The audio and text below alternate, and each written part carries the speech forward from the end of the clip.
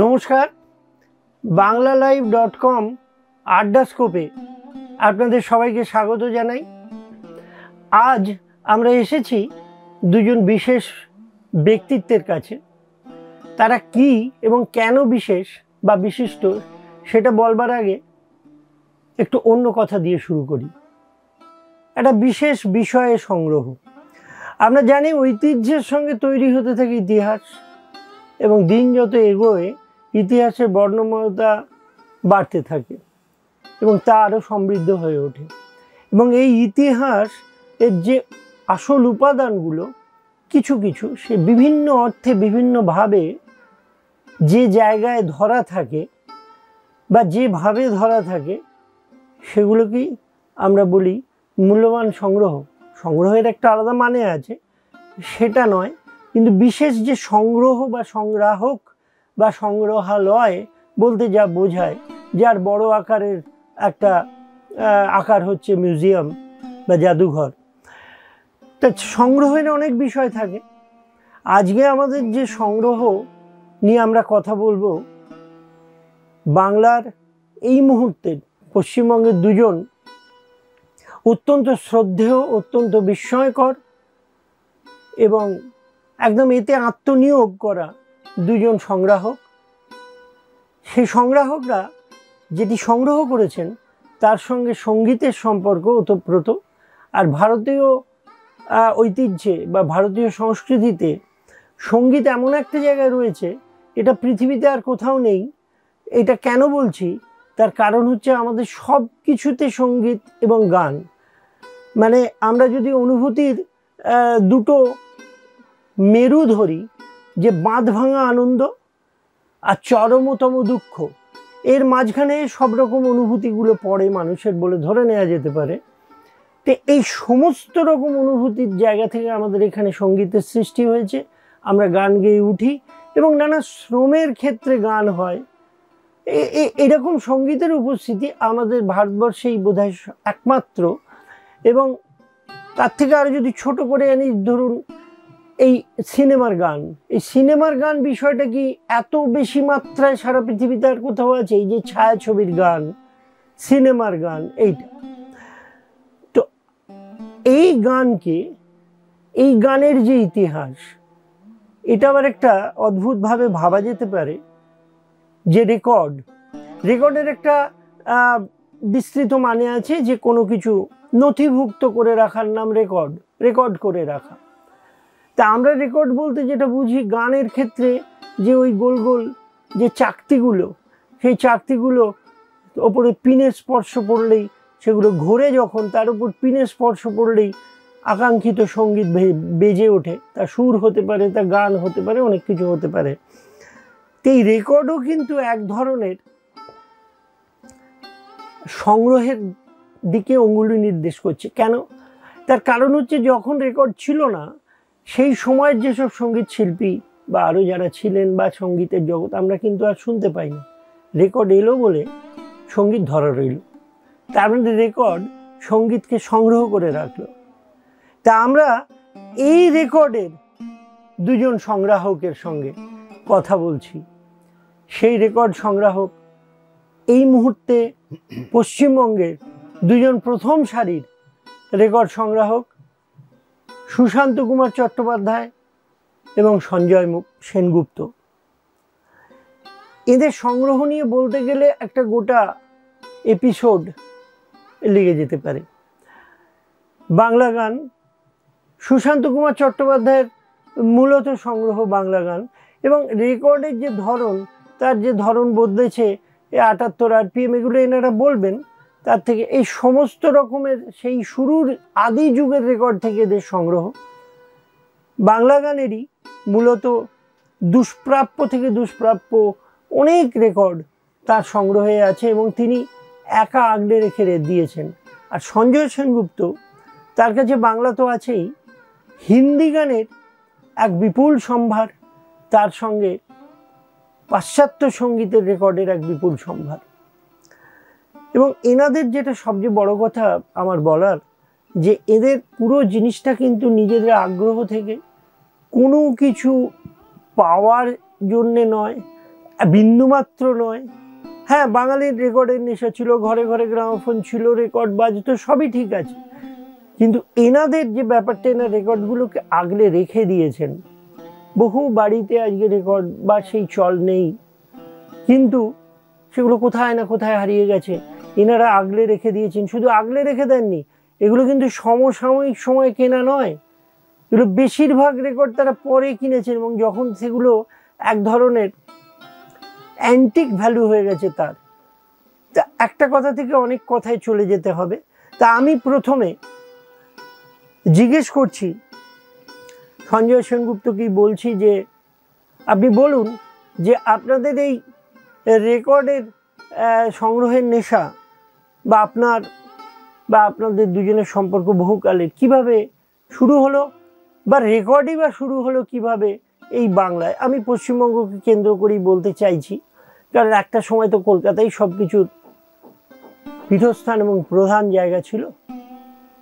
তা আপনি একটু বলুন সেটা। যে গ্রামাফোনের ইতিহাস বলতে গেলে একটু গোড়ার দিকে যেতে হবে।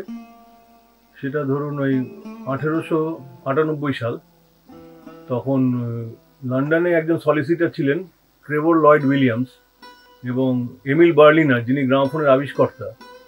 এদের মধ্যে একটা চুক্তি হয় এবং গ্রামাফোন সিন্ডিকেট কোম্পানি নামে একটা কোম্পানি তৈরি হয়।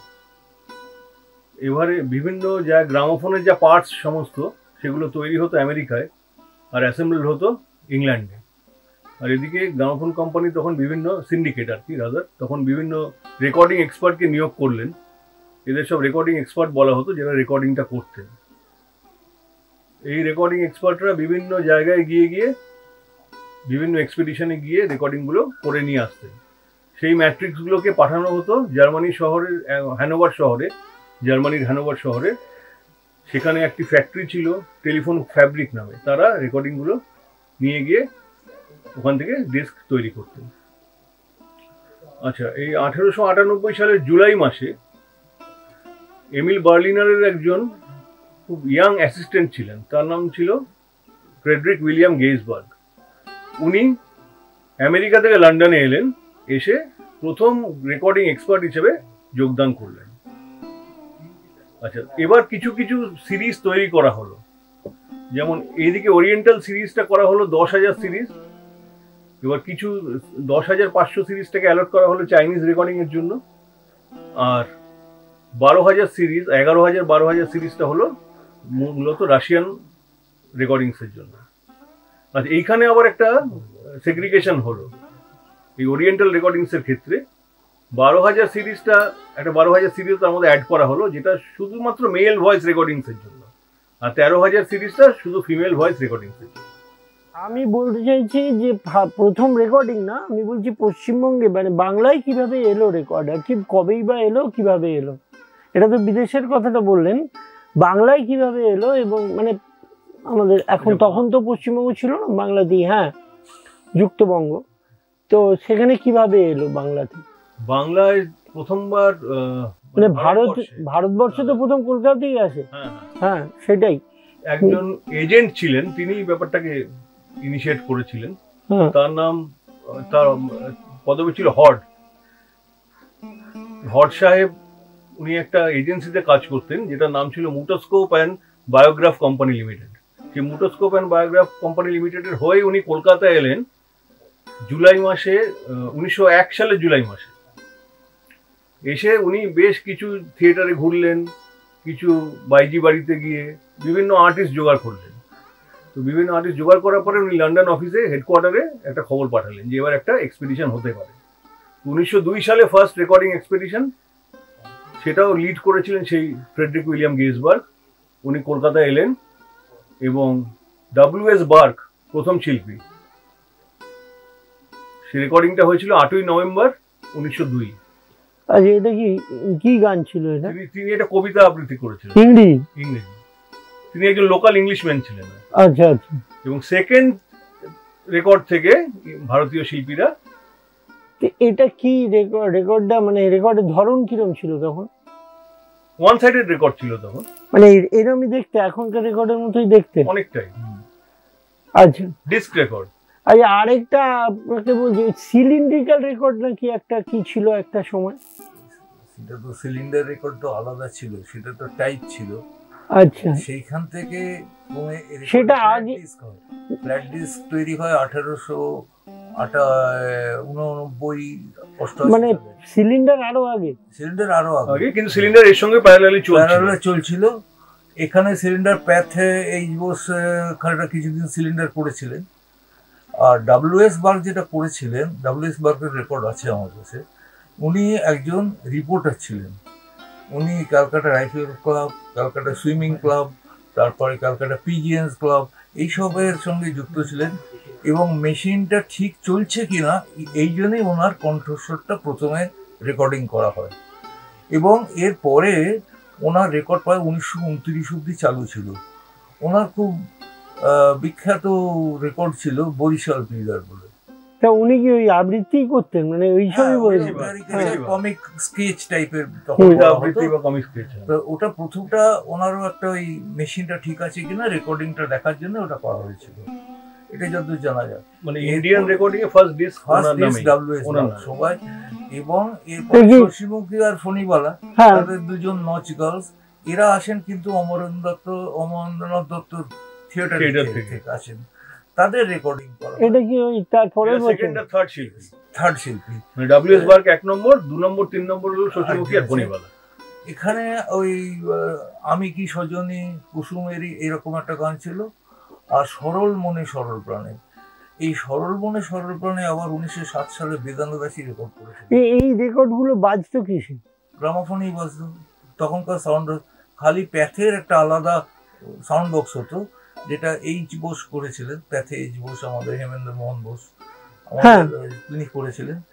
খালি সাউন্ড বক্সটা বদলে দিলে এমনি নর্মাল রেকর্ডিং এর জায়গায় ওই রেকর্ডটা বাজানো যেত, এবং সেইভাবেই অ্যাডভার্টাইজমেন্ট। ওই যে রেকর্ড তখন শশীমুখী আর ফণীবালার যে রেকর্ড, ওই রেকর্ড তো বাজানোর মতো এখন আর যন্ত্র নেই, বা সেই রেকর্ড একই, ওগুলো তো গ্রামাফোন রেকর্ড না বাজানোর কাছে। কিন্তু যে কটা আছে একজন কালেক্টরের কাছে আছে শুনেছি, কিন্তু সেও ঠিক বাজাবার মতো অবস্থায় নেই, কারণ এত ম্যান হ্যান্ডলিং হয়েছে। এরপরে এর মাঝখানে আবার নিকল পিচবোর্ড রেকর্ড এসে যায়, অনেক বিভিন্ন রেকর্ড এসে যায়।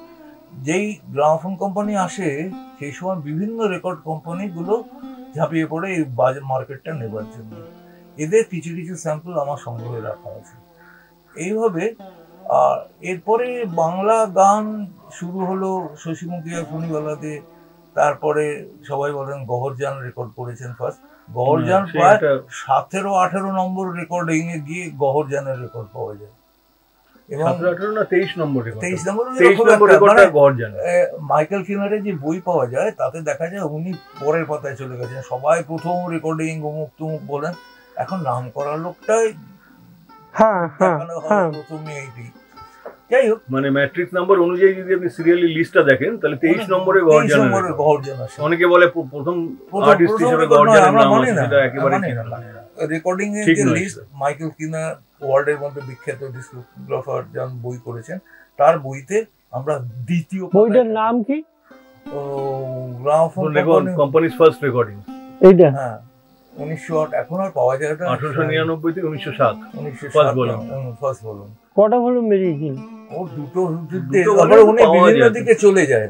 আচ্ছা, চলে যান। সেই বইগুলো এখন ওয়েবসাইট আছে। উনি গত হয়েছেন রিসেন্টলি, বছর দুই করে উনি গত হয়েছেন। আপনি এবারে বলুন আপনার ইয়েটা কি, মানে আপনার এবং দুজনকে যে শোভা, আপনার এই রেকর্ড সংগ্রহ ব্যাপারটা কিভাবে শুরু হলো? এবং মানে একটা পরম্পরা তো বাঙালিদের থাকেই যে গান শোনা, রেকর্ড শোনা, এগুলো তো থাকেই।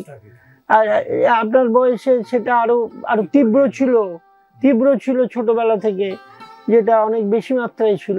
একটু পারিবারিক কথা বলতে হয় আমাকে। হ্যাঁ হ্যাঁ। এই যে রেকর্ডিং ট্যুর, বিভিন্ন রেকর্ডিং ট্যুর হতো, ফার্স্ট ট্যুর, সেকেন্ড ট্যুর হয়েছিল। সেকেন্ড রেকর্ডিং ট্যুরে আমার পিতামহ স্বর্গীয় ডাক্তার মন্মথনাথ চট্টোপাধ্যায়, উনি একটি স্বরাধায় বীণার রেকর্ড করেন, 5টি রেকর্ডিং ট্যুর মানে ট্যুর, বিভিন্ন অভিযান হতো। এই যে অভিযান প্রথম বললাম না, একটা প্রথম অভিযান সঞ্জয়বাবু বললেন যে প্রথম গেজবার্গ যে গেজবার্গের অভিনয়। সঙ্গে এলো। ও হট সাহেব যেই খবর পাঠালেন তখন একটা ট্যুর ফার্স্ট রেকর্ডিং 1902 সালে হলো। তখনকার দিনে এখানে সে রেকর্ডিং করার যে ট্যুর, রেকর্ডিং ও, করে আচ্ছা। চলে গেল, ওখান থেকে সব যন্ত্রপাতি নিয়ে এসে রেকর্ডিং চলে গেল। তো সেইভাবে রেকর্ডিং, সেকেন্ড রেকর্ডিং ট্যুরে আমার পিতামহ স্বর্গীয় ডাক্তার মন্মথনাথ চট্টোপাধ্যায় উনি একটা 5টা রেকর্ড করেন, এবং তার হয়েছিল ব্যাক্স, হ্যাম্প অ্যান্ড সিনক্লেয়ার ডার্বি। এরা দুজন ছিল ওই সেকেন্ড রেকর্ডিং ট্যুরে মাস্টার, বা ওদের অর্গানাইজেশন হয়েছিল। পুরো রেকর্ডিং ইঞ্জিনিয়ার রেকর্ডিং ইঞ্জিনিয়ার এসছিলেন উনি কি করেছিলেন? উনি স্বরাধায় বীণা, এই স্বরাধায় বীণা এখন ও আচ্ছা, বাজিয়েছিলেন। বাজিয়েছিলেন, আচ্ছা ইনস্ট্রুমেন্টাল রেকর্ড। আচ্ছা। এবং ওই সেকেন্ড পিরিয়ডে ওনার ওইটাই ফার্স্ট একমাত্র বীণা প্লেয়ার ছিল। সেটা কত সাল হবে? 1905। আচ্ছা আচ্ছা, সেই রেকর্ড আমি পারিবারিক সূত্রে পাইনি, পরবর্তীকালে পেয়েছিলাম। আচ্ছা আচ্ছা। আমার সংগ্রহে আছে, 5টির মধ্যে 3টি পেয়েছিলাম। সে রেকর্ড কি মানে তাকে কি 78 78 ট্রান্সফার হয়েছিল। প্রথমে রেকর্ড গুলো 6 ইঞ্চি 8 ইঞ্চি রেকর্ড, হ্যাঁ হ্যাঁ হ্যাঁ। এর পরবর্তীকালে 10 ইঞ্চি রেকর্ডে ট্রান্সফার হয়, এবং কাপলেন্স গুলো এক সাইড, মানে দুটো রেকর্ড নিয়ে একটা ডবল সাইডেড রেকর্ড করা হয়, আবার সিঙ্গেল সাইডেড রেকর্ড হয়। ইনিশিয়ালি কিন্তু সব সিঙ্গেল সাইডেড ছিল, সিঙ্গেল সাইডেড ছোট রেকর্ড, 7 মানে ইঞ্চি আমরা সিডি সাইজে ই প্রেফিক্স 1000 সিরিজ, এটা হলো প্রথম সিরিজ। এগুলো এর ব্যাপারে এর উল্টো দিকে কি থাকতো? ব্ল্যাঙ্ক, সিঙ্গেল সাইডেড তো, সিঙ্গেল সাইড, এক পেছন সাইড দিকে একটা ব্ল্যাঙ্ক। রেকর্ডের পরিচ্ছবি, আর প্রেসড ইন হ্যানোভার আমার কাছে আছে সংগ্রহ। ও ওই রকম আর কি, একটা এমব্লেম থাকতো, এমব্লেম থাকতো, পরি লিখছে খাতার। না আর উল্টো এই যে ডব্লিউএস বার্গ, শশীমুখী ফণিওয়ালা বললাম, এটা ফার্স্ট সিরিজ তো, এটা ফার্স্ট প্রচলিত সিরিজ আর কি। এটা হলো 7 ইঞ্চ ই প্রেফিক্স 1000 সিরিজ। হ্যাঁ আমি বলছি ওয়ান সাইডেড রেকর্ডের যে উল্টো দিকটা, সেই উল্টো দিকটা কি ওই সাইড গুলো রেকর্ডের মতোই হতো? গ্রুপ থাকতো না, গ্রুপ থাকতো না, উল্টো দিকে গ্রুপ তো একটা থাকবে পরি না। ছাপ থাকতো। হ্যাঁ, আর প্রেসড ইন হ্যানোভার কিংবা প্রেসড অ্যাব্রড, এই আচ্ছা। কথাটা লেখা এমবস করা থাকতো, এগুলো সব সিঙ্গেল সাইডেড। Single sided. এবং পরবর্তীকালে ওয়ান সাইডেড অনেক রেকর্ডেই আছে এরকম, যত কোম্পানি এসছে। একমাত্র পিচ বোর্ডের রেকর্ড ছাড়া এই ধরনের ব্যাপারগুলো লেভেলে লেখা থাকতো, প্রেস কি বলে in London, made in London, এইরকম টাইপের কথা থাকতো। পিচ বোর্ড রেকর্ডও আছে, তার জন্য কিছু না। কিন্তু ক্রমপরিবর্তনটা এইটাই হলো, 78 রেকর্ড হলো, তাতে বাংলা গানের মধ্যে কীর্তন, পালা, থিয়েটারের গান, স্কেচ রেকর্ড, এইসব। হ্যাঁ সেইটা আপনি বলুন, আপনার সংগ্রহটা কিভাবে এই ইতিহাসটা? বাড়িতে আমি বড় হ্যাঁ, হলাম, কিন্তু এই রেকর্ড থেকেই আমার মা গান বাজাতেন, এবং বাড়িতেও একটা রেকর্ডের মানে আবহাওয়া ছিল, চলতো। তো সেইটাই করতে করতে ছোটবেলা থেকেই আমি কারণ দেবী, অসিত বরণ, রবীন মজুমদার এদের গান শুনে বড় হয়েছি। তো একটা টাইমে ছোটবেলাতে এই গানের প্রতি খুব টান থাকার জন্য গ্রামাফোনটা আমিই বাজাতাম। তো অনেকে বাড়ির লোকের এতেও। পরবর্তীকালে যখন চাকরিতে ঢুকলাম, তখন ক্রমশ এই রেকর্ডের দিকে আমার একটা টান হতে লাগলো, এবং অবভিয়াসলি আমার জন্মদিন বা বাড়ির কোনো অনুষ্ঠানে আমাকে সবাই রেকর্ডই প্রেজেন্ট করতেন, সেটাও একটা কাজ ছিল আমার। এবং এর পরবর্তীকালে আমি যখন চাকরি ঢুকে যাই, 67 সালে 68 সালে যখন চাকরি ঢুকে যাই, ন্যাচারালি রোজগার করতে থাকি, এবং রেকর্ড কেনাটা তখন আমার কাছে আর কিছু শক্ত ব্যাপার না। আর আমার চাকরিটাও ছিল সিএসসিতে ঘুরে ঘুরে চাকরি, বিভিন্ন জায়গা, বিভিন্ন মানুষ, বিভিন্ন বাড়ি, মানে ইলেকট্রিক কোম্পানি সিএসসিতে চালাতাম। সেই সূত্রে আমার বিভিন্ন মানুষের সঙ্গে পার্সোনালি যোগাযোগ হতো, এবং তাদের বাড়ির কালেকশন আমি পেয়েছি। এইভাবে কালেকশনটা বাড়তে থাকে, এবং পরবর্তীকালে বিভিন্ন মানুষের সঙ্গে যোগাযোগ হয়, তার মধ্যে বিমান মুখোপাধ্যায়, হারুদা, সুরজিলাল মুখোপাধ্যায়, তারপরে আমার শ্বশুরমশাই, এরা সবাই আমাকে খুব উদ্বুদ্ধ করে। এই সুরজলাল মুখোপাধ্যায় ইনি বোধহয় এই জগতের একজন সিনিয়র লোক। হ্যাঁ, ওনার আমার সঙ্গে খুবই হৃদ্যতা হয়েছিল। আমি হারুবাবু নামে বিখ্যাত ছিল হারুদা। ওনার 78 ডিস্ক ছিল 40,000, 40,000। এবং বাংলা গানের উনি মোটামুটি যা ছিলেন ধারক বাহক, মানে শুরুর থেকে করে রেখেছিলেন, এবং তার খাতায় লেখা ছিল করতেন। তিনি চলে গেলেন, মানে আমরা একটু অনাথ হয়ে গেলাম বলতে গেলে। হ্যাঁ, সে তো অনেক পরে। এবং উনি অনেক কাজে মানুষকে উদ্বুদ্ধ করতেন। হ্যাঁ, সুশান্ত দার কথা শুনলাম, তার হয়ে ওঠাটা আমরা দেখলাম বা শুনলাম বা জানলাম। এবার আমি চলে যাচ্ছি সঞ্জয় সেনগুপ্তর কাছে। তার সংগ্রহের বয়সের কারণে স্বাভাবিকভাবে সংগ্রহের সময়কালটা, মানে শুরুটা অনেক পর থেকে হয়েছে সুশান্ত চট্টোপাধ্যায়ের চাইতে। কিন্তু এই শুরুটা কিভাবে হলো, কেনই বা হলো, কিভাবে হলো? এবং আমি যতদূর জানি সঞ্জয় সেনগুপ্তর নানা জায়গায় জীবন কেটেছে। তার সংগ্রহ শুরু কোথা থেকে এবং মোটামুটি বিষয়গত দিক থেকে তিনি কি কি কাছে রেখেছেন, রেকর্ড, শুধু রেকর্ড ওরিয়েন্টেডই বলছি, রেকর্ড সংক্রান্তই বলছি। তা আমি বলছি ওই শুরুটা, মানে তার বিভিন্ন প্রবাসে নানা থাকার সময় থেকেই এর শুরু, না কলকাতা থেকে শুরু, না কি আর কি? এবং বিদেশি অনেক রেকর্ড আমার যেটুকু জানা আছে তার কাছে আছে। এই সবটা মিলিয়ে একটু ছোট কথায় আমি একটু জানতে চাইছি তার সংগ্রহের ধরন এবং সংগ্রাহক হিসেবে তার শুরুর সময়। শুরুটা খুব একটা সুশান্তদার সাথে আমার ডিফারেন্স আছে তা নয়। আমি একটু স্কুল লেভেল থেকে শুরু করেছিলাম মোটামুটি। তখন যেটুকু রেকর্ড কেনার মতো জায়গা ছিল কিনতাম। আর আমার বাড়িতে অনেকেরই রেকর্ডের প্রতি ইন্টারেস্ট ছিল। সবচেয়ে বড় ইন্সপিরেশন ছিলেন আমার মার ছোট মামা, যিনি মেলোডির মালিক ছিলেন। মেলোডি তখন সাউথ ক্যালকাটার সবচেয়ে বড় ডিস্ট্রিবিউটার, সুশীল চক্রবর্তী। তো সেই ক্ষেত্রে একটা বড় ইন্সপিরেশনের জায়গা ছিল। হ্যাঁ, তো রেকর্ডের চলটা বরাবরই আমার, মানে বাবার সাইড এবং মার সাইডের দুপক্ষেই ছিল। এবং বিভিন্ন ধরনের রেকর্ড আমরা বাড়িতে শুনতাম, স্পেশালি বাবার কালেকশনের ছিল ক্লাসিক্যাল রেকর্ড, ওয়েস্টার্ন ক্লাসিক্যাল বা ইন্ডিয়ান ক্লাসিক্যাল, যাই হোক সব রকমই শুনতাম। শুনে একটা ভালো লাগার জায়গা তৈরি হয়েছিল। তারপরে বিভিন্ন সময় বিভিন্ন জায়গায় থাকার দরুন বেসিক্যালি এটা মানে বিদেশে বা সেখান থেকে রেকর্ড আনানোর ব্যাপারটা তৈরি হয় এবং কলকাতার বাইরে থেকেও সেখানে একটা জায়গা তৈরি হয়েছিল কালেকশনে।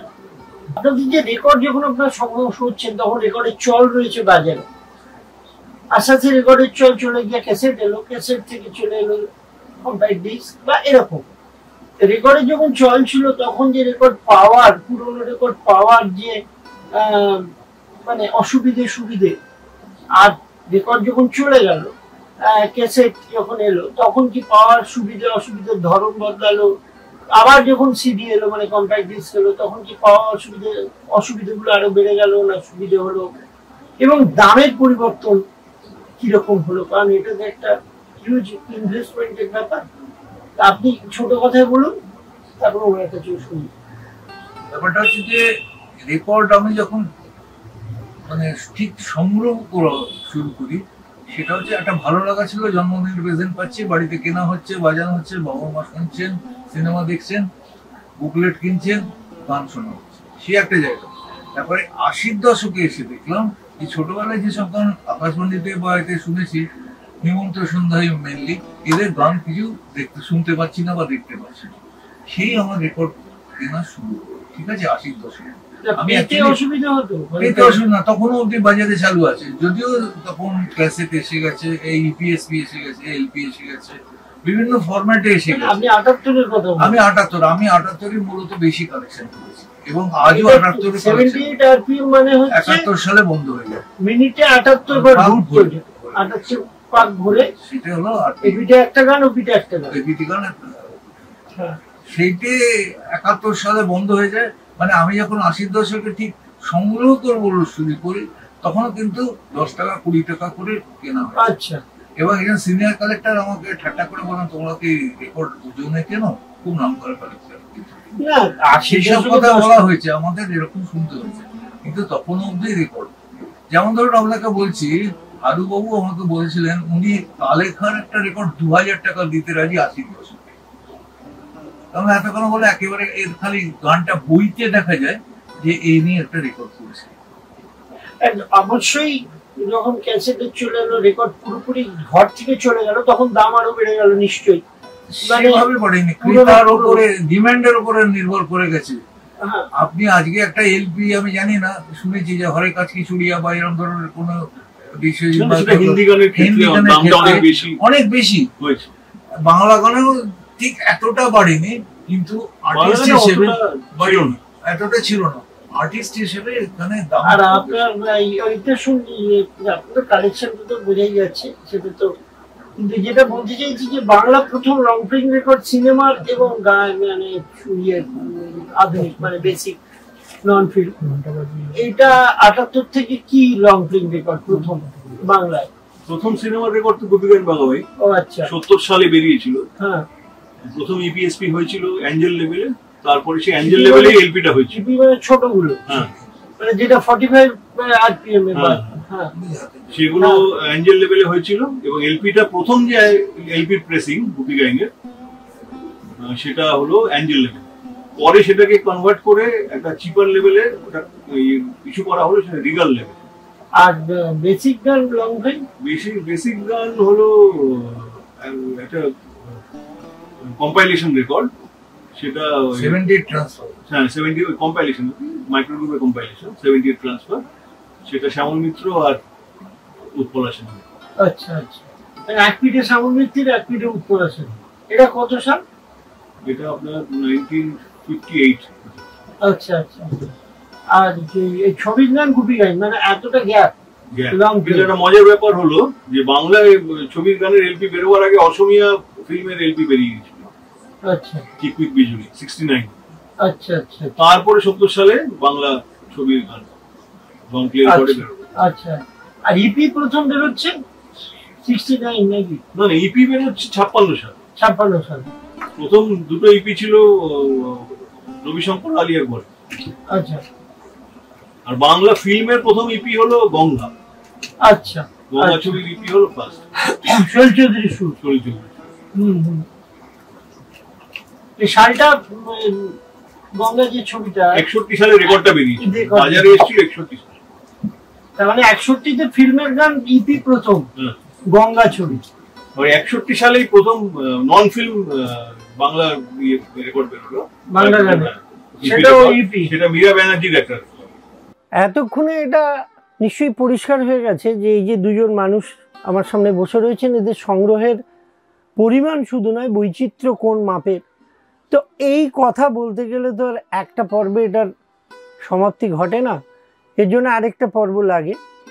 তা আমরা এবার চলে যাচ্ছি পরের পর্বে। এই পর্ব এই অবধিই থাকুক, বাকিটা আমরা পরের পর্বে দেখব এবং শুনব। কিন্তু এই পর্ব থেকে বিদায় নেবার আগে আমরা একটা গান একটু শুনে নিই। যে রেকর্ডটা আমি এবং সঞ্জয় পছন্দ করলাম সেটা হলো হরিদাস বন্দ্যোপাধ্যায়ের একটি কমিক গান, এবং রেকর্ডের সাইজটা দেখবেন যে একটু ছোট, 10 ইঞ্চি চেয়ে ছোট। এটা আমার মনে কত 6 ইঞ্চি না 8 ইঞ্চির মতো, 6 ইঞ্চি রেকর্ড, টুইন লেভেলে, মানে দুটি জোড়া বাচ্চা, এদের রেকর্ডে এটা ছোট সাইজে FH 100 নম্বরে।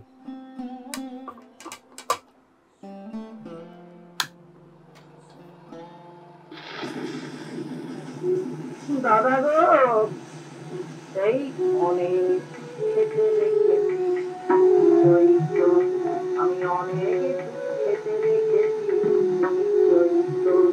আমার 3 কাল গিয়েছে আর এককালে থেকেছে, তাই হরি নামের মালা করেছি ধারণ, হরি নামের মালা করেছি ধারণ, অনেক খেতে রেখেছি, আমি অনেক খেতে রেখেছি। আমার 3 জন আবশ্যই থাকেন আমার ঘরে, 3 জন আবশ্যই থাকেন আমার ঘরে, 2 জন ভিক্ষে যায় আর 1 জন সেবা করে, 2 জন ভিক্ষে যায় আর 1 জন সেবা করে।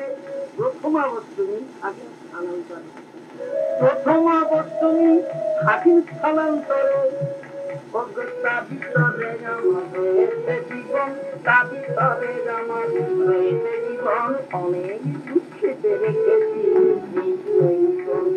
আমি অনেক